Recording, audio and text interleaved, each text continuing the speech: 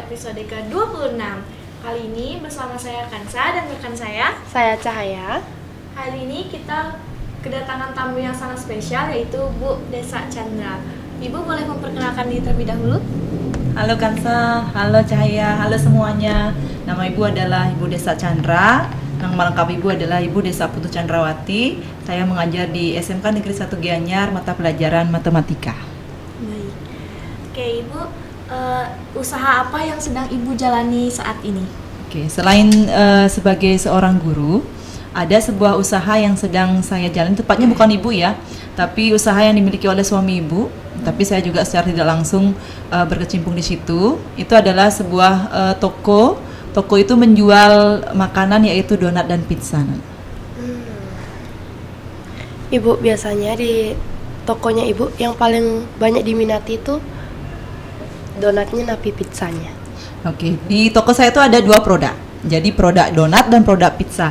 Jadi kalau dilihat dari segi penjualannya, kedua-duanya sih diminati oleh pembeli. Cuman kalau dulu saya itu punya produk donat yang besar dan donat mini. Ada dua donat produk di toko Saridana ya. Cuman seiring berjalannya waktu, donat besar itu peminatnya itu sedikit. Jadi kita putuskan, saya dan suami Ibu putuskan yang Ibu jual adalah donat mini dan pizza sekarang. Bagaimana cara Ibu memastikan kualitas produk Ibu yang dijual setiap hari? Oke. Semua wirausaha yang berkecimpung di bidang makanan itu pasti akan menjaga kualitas dari makanannya ya.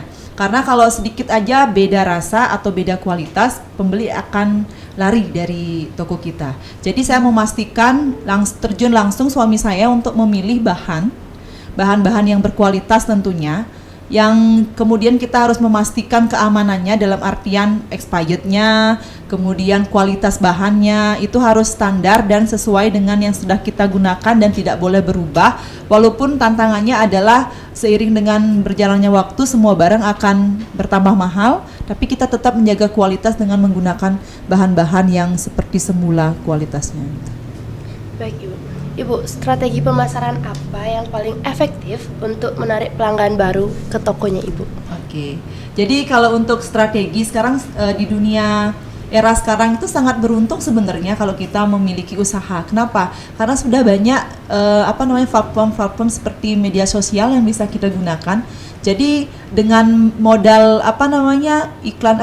dengan modal pemasaran yang sedikit kita bisa menjangkau wilayah yang luas ya. Kalau seperti sekarang saya kebanyakan menggunakan Facebook, di Instagram juga ada.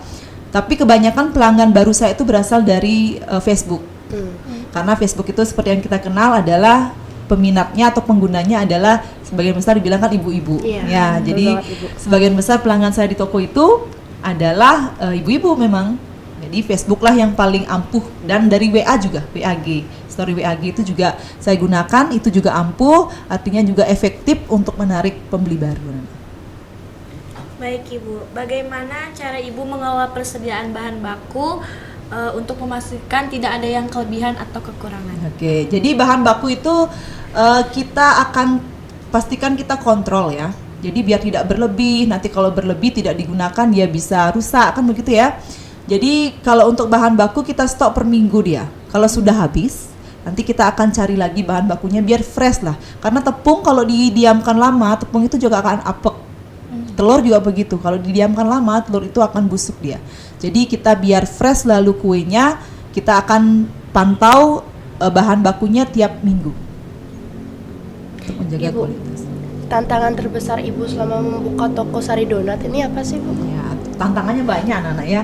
Jadi Sari Donat ini sudah berdiri dari tahun 2019, sudah 6 tahun. Kemudian tantangannya banyak sekali. Yang namanya usaha itu pasti ada pasang surutnya. Ada waktunya up, ada waktunya down gitu ya. Jadi justru waktu zaman Covid itu adalah masa-masa kejayaan Saridana. Karena pada masa itu banyak yang dikarantina, kemudian tidak bisa keluar, mereka menyetok makanan, kan begitu ya.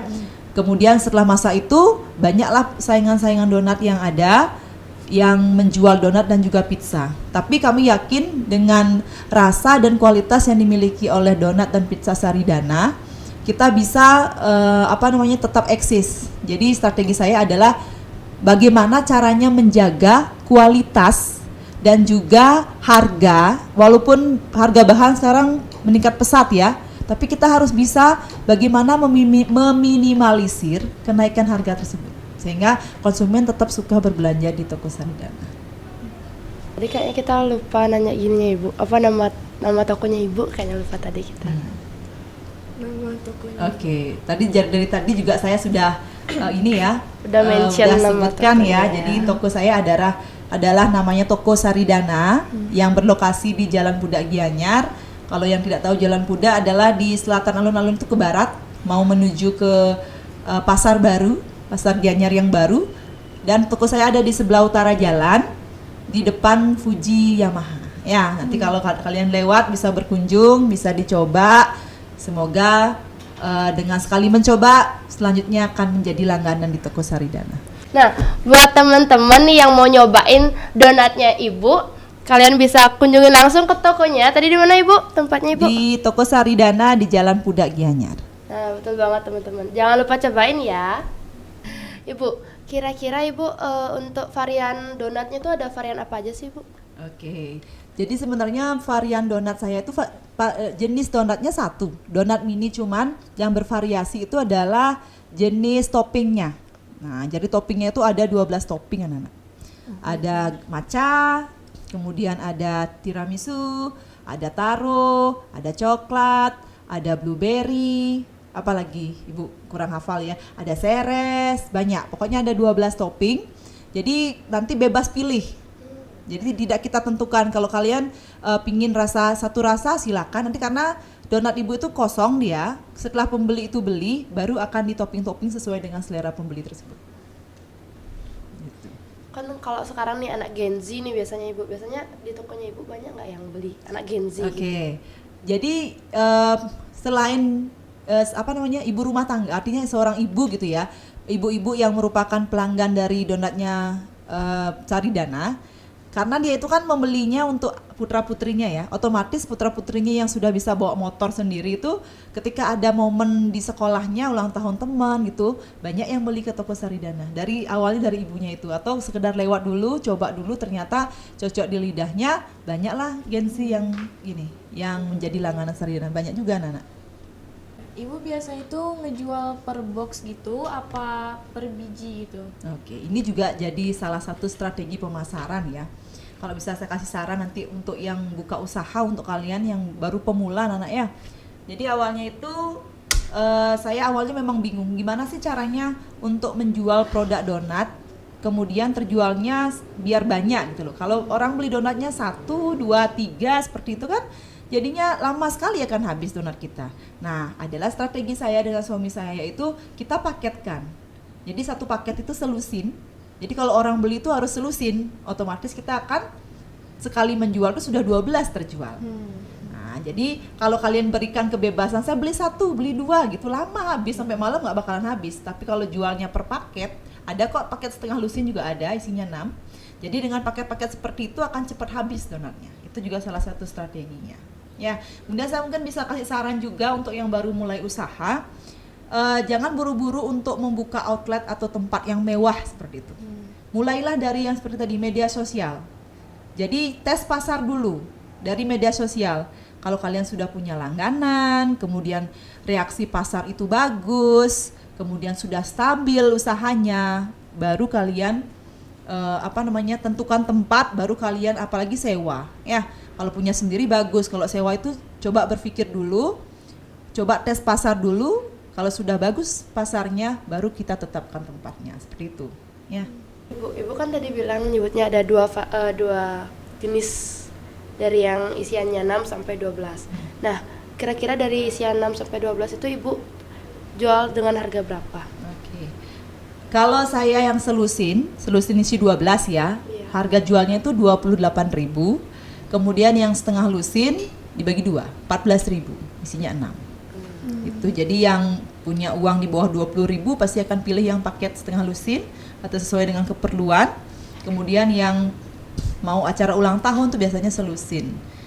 Yang paket yang setengah lusin tuh biasanya digunakan untuk upacara, untuk maturan.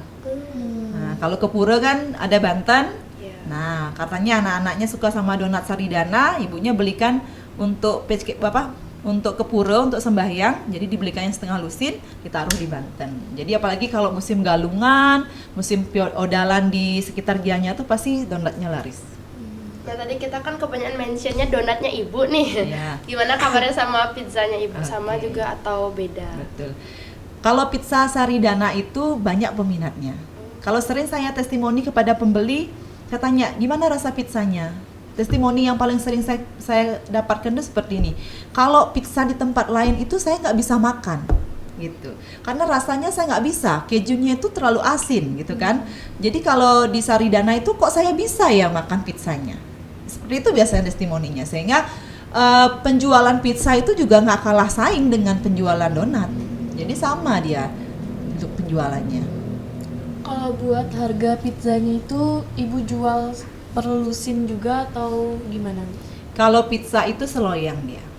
Satu loyang itu harganya 35.000. Kemudian yang bisa di pizza itu bisa request jumlah potongan. Nah, kadang-kadang kan kalau ada perayaan ulang tahun nih, tamunya banyak, bisa request, tolong dipotong dong jadi 12 pieces gitu. Oke, siap, Saridana siap potong 12 pieces. Tolong dong misalnya biar agak besar, dipotong jadi 6. Siap, kami potong jadi 6, seperti itu. Jadi, kalau kita sebagai penjual itu selama permintaan atau masukan dari konsumen itu bagus, kita layani dengan baik konsumen tersebut.